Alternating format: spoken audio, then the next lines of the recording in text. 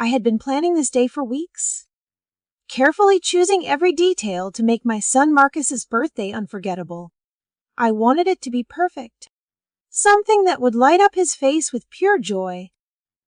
I picked up his favorite chocolate cake that morning, the rich aroma filling my car as I drove, imagining the smile on his face when he saw it. The plan was simple: arrive at his place unannounced, sing happy birthday, and watch the surprise unfold. It felt like such a small gesture, but for me, these moments mattered more than anything else.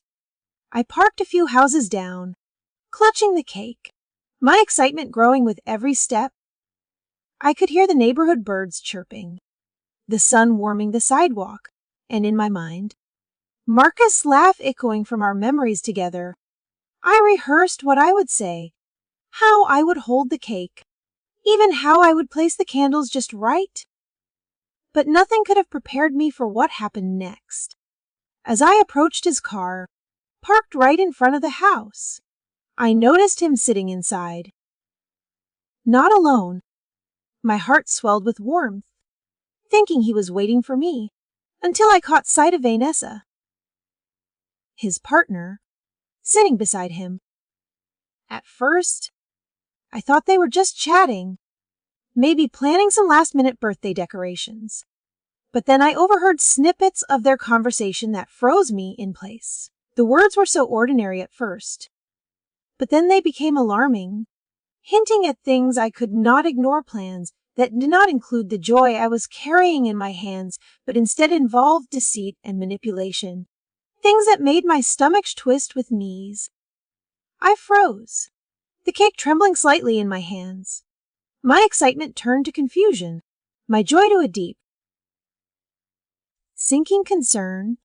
I had imagined this day countless times, and none of those visions included secrets being whispered in the back seat of my son's car. I wanted to storm in, demand answers, fix whatever was wrong, but I knew I had to pause, observe, and understand exactly what I was walking into. This birthday surprise, meant to be a moment of love and celebration, had suddenly turned into a revelation I never expected. I had to decide quickly, react impulsively, or gather my thoughts, protect myself, and figure out the truth. But one thing was clear: I could not ignore what I had just heard. If you enjoy real-life stories like mine, where family, surprises, and unexpected twists collide, make sure to like this video and subscribe to my channel. Trust me, the story does not end here, and you will want to follow every moment of what happens next, from betrayal to discovery, and eventually, the steps I took to protect myself and confront the truth. This journey is as shocking as it is unforgettable. Stick around, because what started as a simple birthdays turned into a story that changed everything. The realization hit me like a cold wave I could not shake off, a mixture of disbelief and a creeping sense of betrayal that tightened around my chest.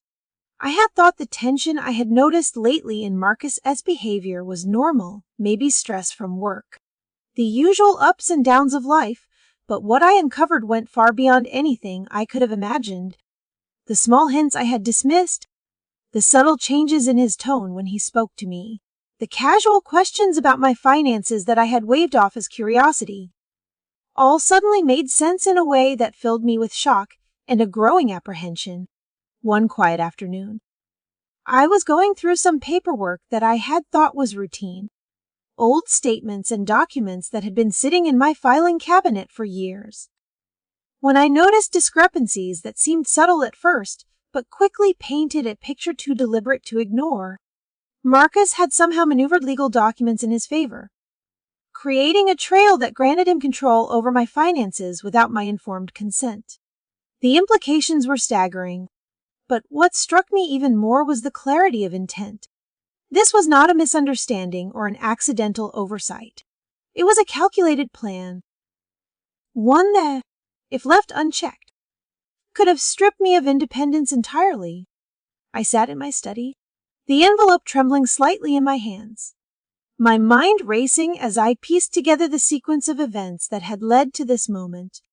I could see how carefully it had been orchestrated, how questions asked in passing, suggestions about simplifying things or making sure I am taken care of had slowly conditioned me to accept what I now realized was manipulation. The thought of Marcus plotting to place me in a nursing home, a place I had always resisted and feared not for the discomfort, but for the loss of freedom it represented, filled me with a mix of anger, sadness, and disbelief.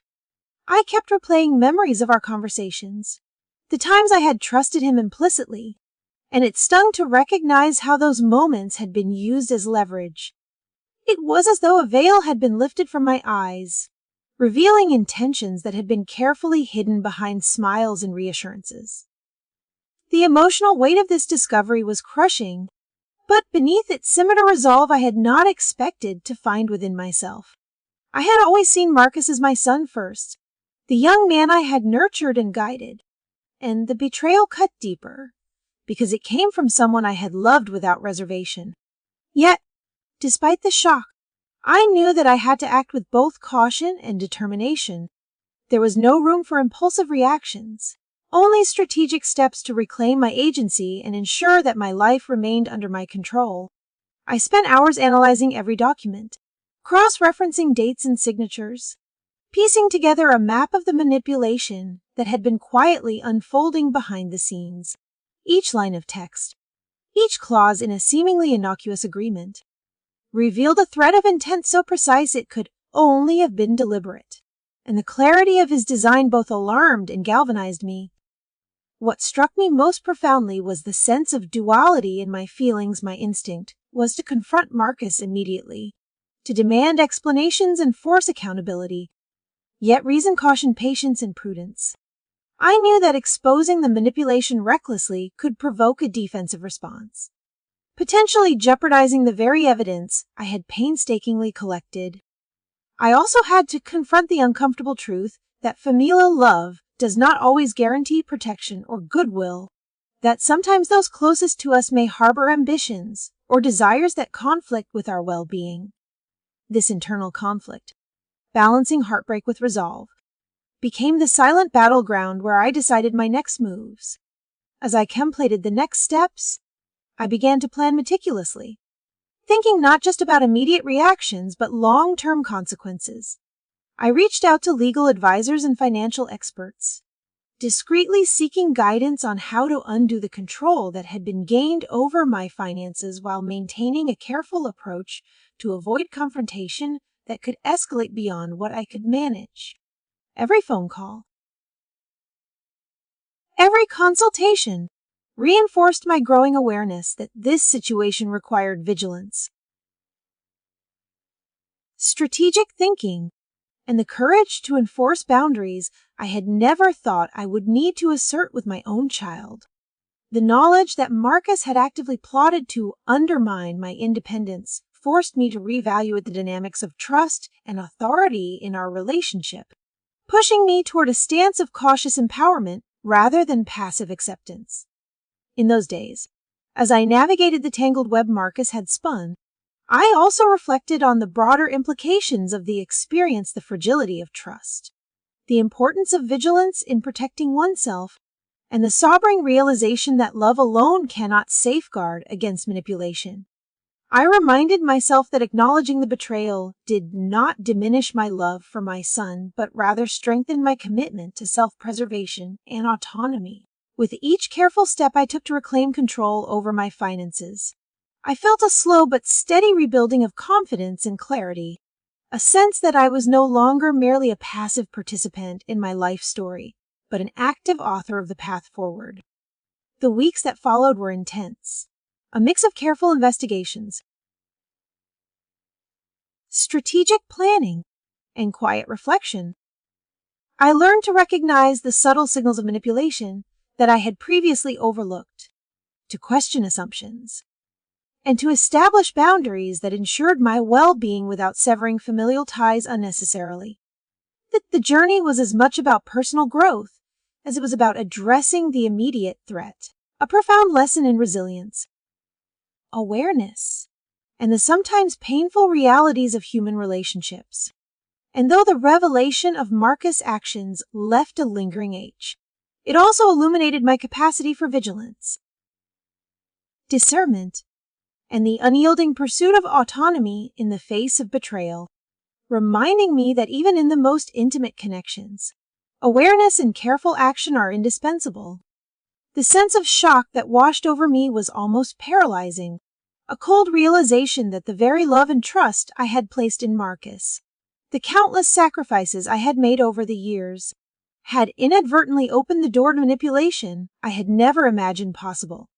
I had nurtured him, celebrated his milestones, and placed faith in his words and intentions without question, believing that our bond was built on honesty and mutual respect. Yet in those quiet, unsettling moments when I discovered the depth of his schemes, all of that certainty crumbled into an unsettling mix of disbelief and sorrow. It was not just the betrayal of my trust that cut deeply, but the way it exposed my vulnerability. The very qualities that I had thought made me a good parent and a compassionate human being, now twisted into instruments of deceit that I could not ignore, sitting alone in my living room. The documents and evidence spread across the table before me.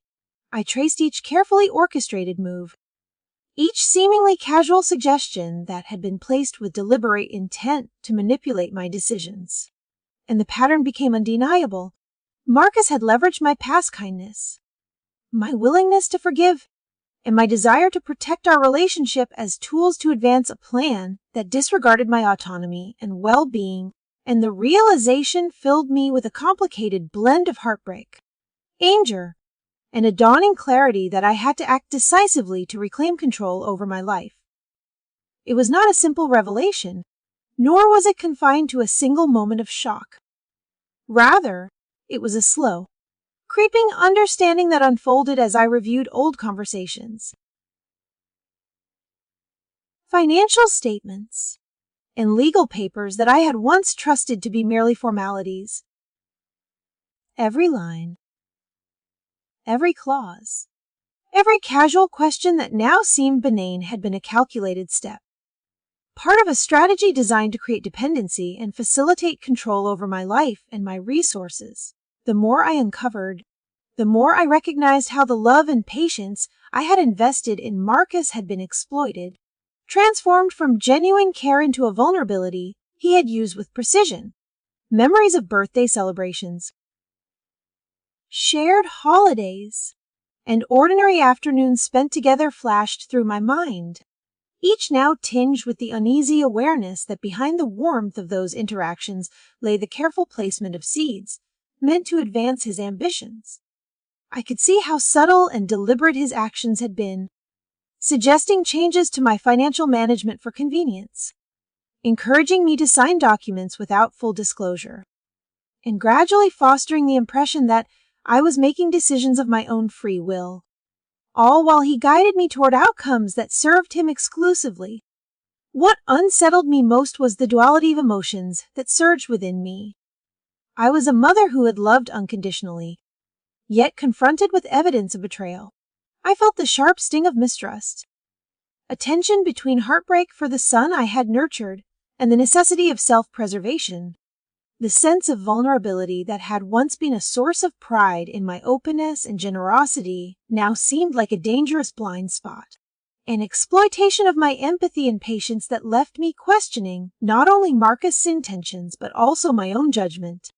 I realized that trust, while essential in relationships, could become a conduit for manipulation when wielded by those willing to prioritize ambition over compassion. The knowledge that my son had actively sought to control my life, to undermine my independence, and to manipulate circumstances to place me in a position I had long resisted was a revelation that demanded both reflection and action, compelling me to navigate a careful path between confronting the betrayal and protecting my own interests. As the days passed, I became acutely aware of the ways in which familial bonds can obscure awareness. How love can sometimes mask the subtle signs of manipulation until they escalate into undeniable evidence of intent. I began to piece together the long history of small, calculated actions that had led to this moment. Realizing that the very patience and willingness to forgive that had defined our relationship had been exploited in ways I had never anticipated. The shock of betrayal was intertwined with a growing resolve. I could not allow the sacrifices I had made, or the trust I had extended, to be used as leverage against me. Each document I examined, each financial discrepancy I uncovered, reinforced the necessity of vigilance, careful planning, and the assertion of boundaries I had never imagined needing to set with my own child. In this process, I also confronted the profound lesson that betrayal by someone close is not only a test of emotional resilience, but also of strategic awareness. I began to implement steps to regain control over my finances, consulting legal and financial experts discreetly, ensuring that each action was deliberate and measured, designed to undo the influence that had been surreptitiously established. I learned to recognize the subtle cues that had previously escaped my notice, the patterns of persuasion and psychological maneuvering that had gone unnoticed in the warmth of familial affection.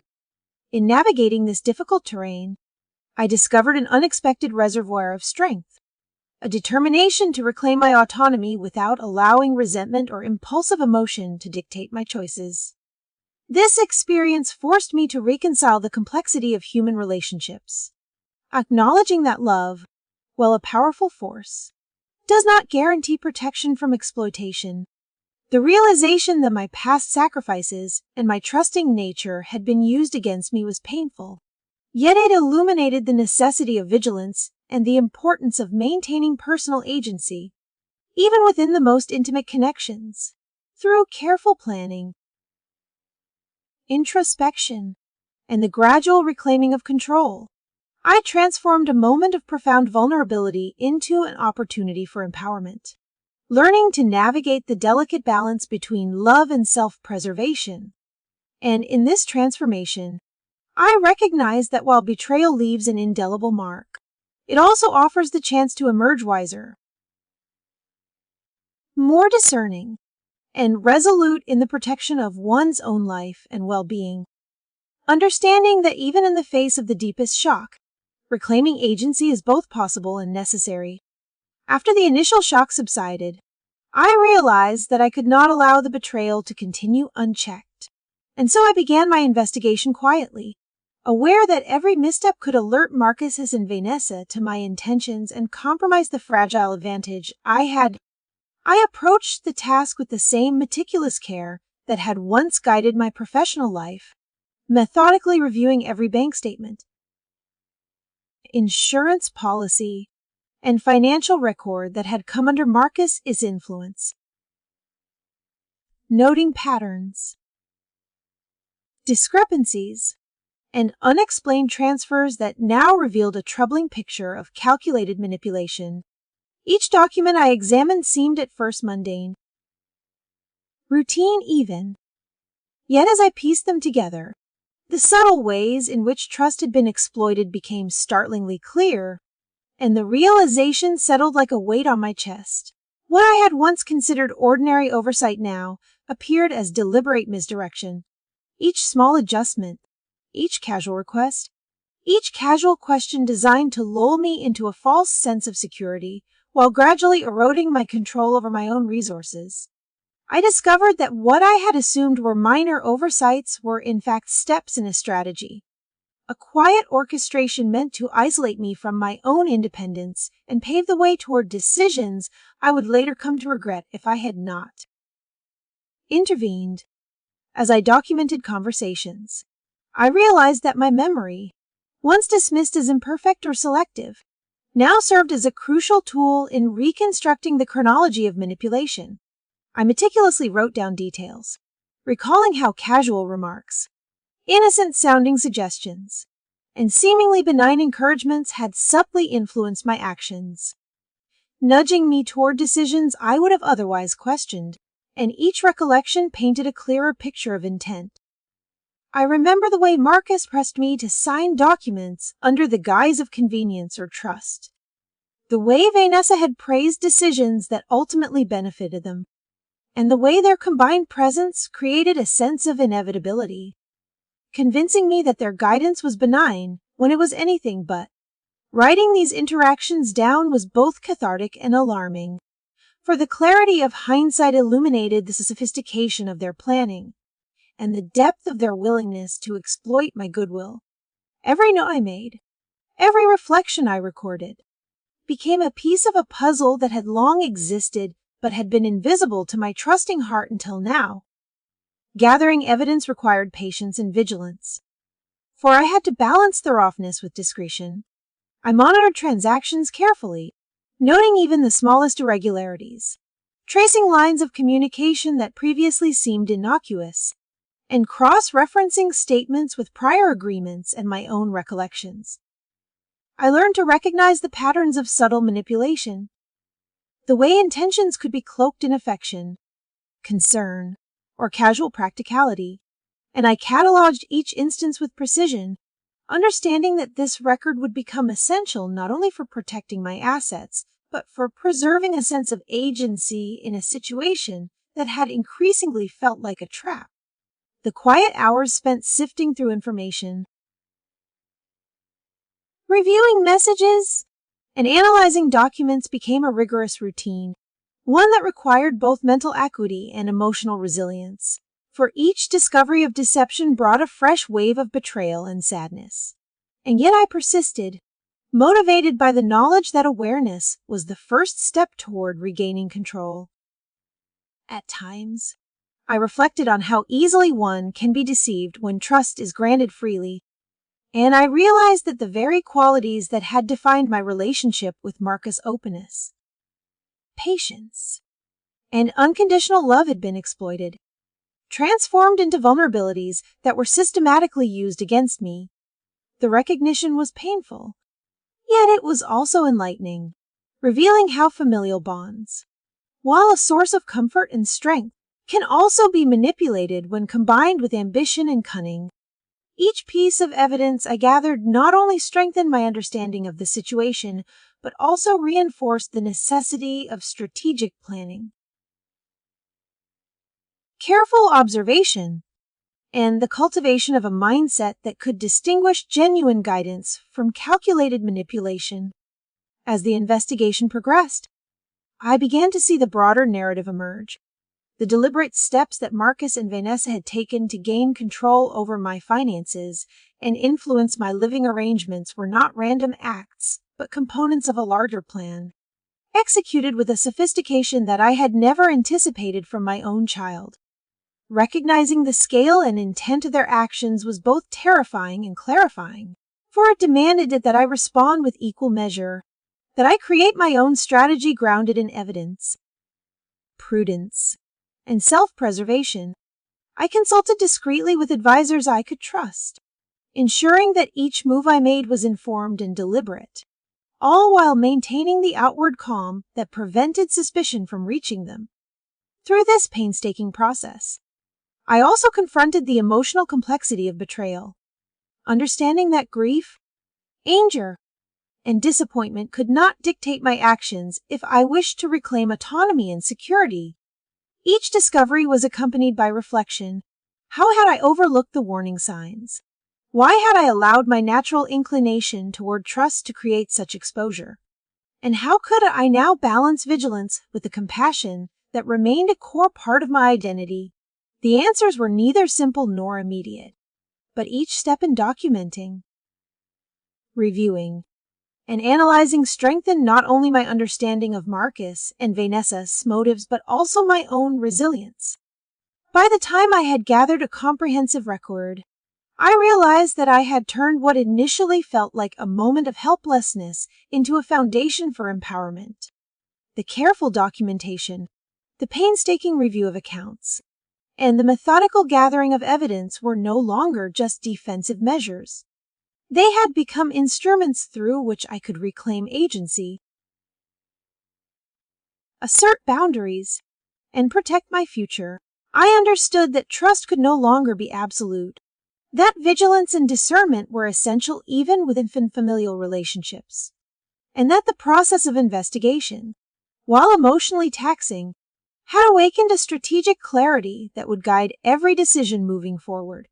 In this way, the quiet hours of scrutiny transformed shock into action, betrayal into insight, and vulnerability into the first steps toward reclaiming control, leaving me both wary and determined, yet ultimately more empowered than I had ever imagined possible, realizing that the stakes were far higher than I had initially imagined.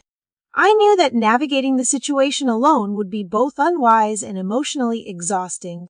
So I began reaching out to trusted professionals who could provide guidance and ensure that my rights and well-being were safeguarded. I consulted a lawyer specializing in elder law, someone whose expertise extended beyond the routine mechanics of estate planning and financial oversight to the subtleties of familial manipulation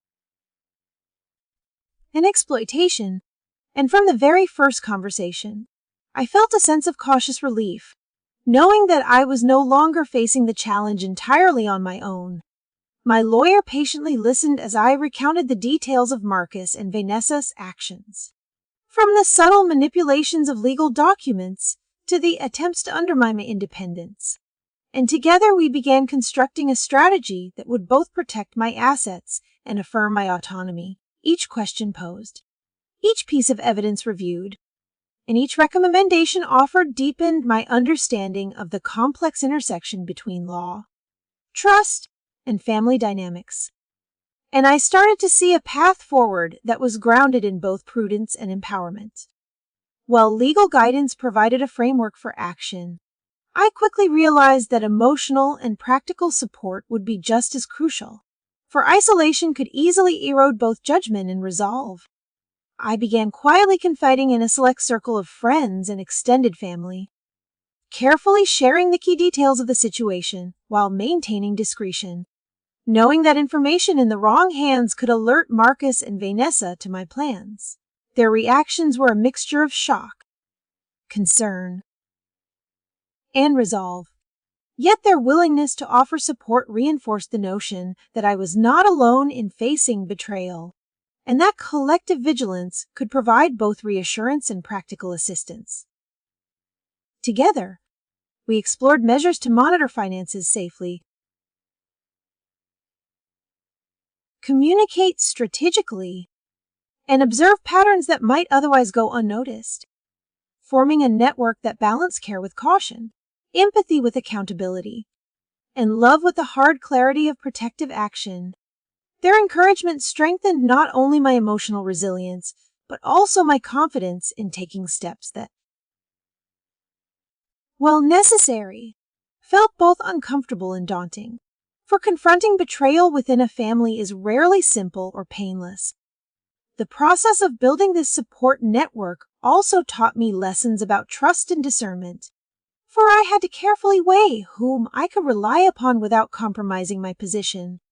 It required observing the intentions and capabilities of those around me, distinguishing between well-meaning but potentially vulnerable advisors and those whose guidance could genuinely provide protection and insight. In doing, I discovered the subtle yet profound power of aligned intentions. How a network of allies who truly understand both the legal and emotional dimensions of my situation could create a safety net far stronger than any individual effort. The reassurance of shared vigilance was immeasurable, for it not only offered practical protection but also reminded me that betrayal, while deeply personal, need not be faced in isolation, and that the presence of others could transform fear into purposeful action. As my lawyer and I developed a strategy, we carefully considered every possible scenario, anticipating objections, delays, and the psychological tactics Marcus and Vanessa might employ to regain influence. We devised a plan that addressed immediate financial vulnerabilities while establishing long-term safeguards. From securing accounts and reviewing all legal documents to formalizing powers of attorney and clarifying guardianship rights in a way that could not be easily circumvented, each step was deliberate, grounded in evidence I had painstakingly gathered during my quiet investigation, and informed by both professional expertise and the first-hand knowledge I possessed about their patterns of manipulation. The process required patience and vigilance, for the smallest oversight could undermine months of careful work. Yet every successful measure reinforced my resolve, reminding me that strategic action and informed advocacy were the keys to reclaiming control. The network of friends and family, meanwhile, proved invaluable in ways I had not fully anticipated. They became sounding boards for ideas, observers of subtle interactions, and sources of moral support during moments when doubt or fatigue threatened to weaken my focus. Even simple acts reviewing documents together, checking in discreetly about unusual transactions, offering encouragement during particularly tense discussions created a cumulative effect that strengthened both my confidence and my capacity for discernment. I began to appreciate the profound truth that safeguarding oneself is rarely a solitary endeavor and that careful, trusted collaboration can provide both insight and protection against those who would exploit love and loyalty for personal gain. Through this process, I also learned to balance caution with resilience, understanding that protective measures need not come at the expense of emotional well-being. With guidance and support, I was able to act decisively without succumbing to panic, to set boundaries without severing the core of familial ties, and to assert agency without resorting to aggression or confrontation. Each meeting with my lawyer, each conversation with trusted allies, and each small victory, whether a corrected financial error, a reaffirmed legal safeguard, or an insight into their manipulative patterns, reinforced the notion that careful, informed action could gradually restore the equilibrium that had been disrupted. By the time our efforts had coalesced into a coherent plan, I felt a sense of empowerment that had eluded me in the early days of shock and betrayal. The combination of legal strategy, meticulously gathered evidence, and the support of a vigilant network provided both security and clarity, enabling me to navigate the situation with confidence and foresight. I realized that while trust had been broken, it could be replaced by informed discernment, that vulnerability could be countered by strategic preparation, and that agency could be reclaimed in the most challenging circumstances. What began as a quiet and cautious effort had evolved into a robust framework of protection, ensuring that I could face the coming challenges with both resilience and a renewed sense of control over my own life, fortified by expertise, guided by evidence, and sustained by the presence of those who truly had my best interests at heart. By the time I felt ready to confront Marcus and Vanessa, I had spent countless hours gathering evidence, consulting with my lawyer, and leaning on my network of friends and family, all of which gave me a quiet but unshakable confidence. I knew that walking into that conversation without preparation would have left me vulnerable, but now I was armed with clarity, facts, and a calm determination that came from understanding both the depth of their deception and the strength of my own resolve. When the day came, I chose a neutral setting, one that would allow for a conversation free from distraction, and I reminded myself to remain composed, letting patience and strategic thinking guide every word I spoke. As I began to speak, I did not accuse or attack. Instead, I laid out the evidence I had painstakingly collected, presenting it in a way that made it undeniable yet factual. I described the manipulations I had discovered, from the tampered legal documents to the subtle attempts to control my finances and autonomy, and I observed their reactions carefully, noting every pause, every flicker of discomfort, and every attempt to redirect the conversation. It was in that moment that I realized how empowering knowledge could be, for the very act of articulating the truth in a controlled, deliberate manner transformed fear into agency and vulnerability into strength. I reminded myself that I was not just defending my assets, but asserting my independence, my dignity, and the respect I deserved as an individual who had spent a lifetime building a home, a career, and a family. Marcus and Vanessa tried at first to deflect, to twist the narrative, but I stayed calm and unwavering, presenting each fact with precision and refusing to be drawn into emotional arguments. The preparation I had undertaken paid off as I navigated their denials, questions, and subtle threats, responding with a steady voice and an unwavering commitment to the truth. I could see, in glimpses, the realization dawning on them that their manipulations would no longer succeed, that their attempts to control me were futile, and that the power dynamic they had assumed was now firmly reversed. It was not a moment of vengeance or cruelty, but one of empowerment, a reclaiming of authority and self-determination that could not be taken away by deceit or manipulation. Through the confrontation, I felt a deep sense of release, as though years of anxiety, mistrust, and fear had been distilled into a single, decisive moment of clarity. I had not only defended my property and autonomy, but also asserted the moral and emotional boundaries that Marcus and Vanessa had sought to erode. Every word I spoke reinforced my agency. Every piece of evidence presented reinforced my ability to safeguard myself. And every composed response to their tactics reinforced the lesson that preparation, patience, and strategic thinking are far more powerful than anger or impulsivity. I realized that empowerment does not come from confrontation alone, but from the combination of knowledge, planning, and the courage to assert oneself even when betrayal has cut deeply. After the meeting, as I reflected on the events that had unfolded, I felt a profound sense of closure.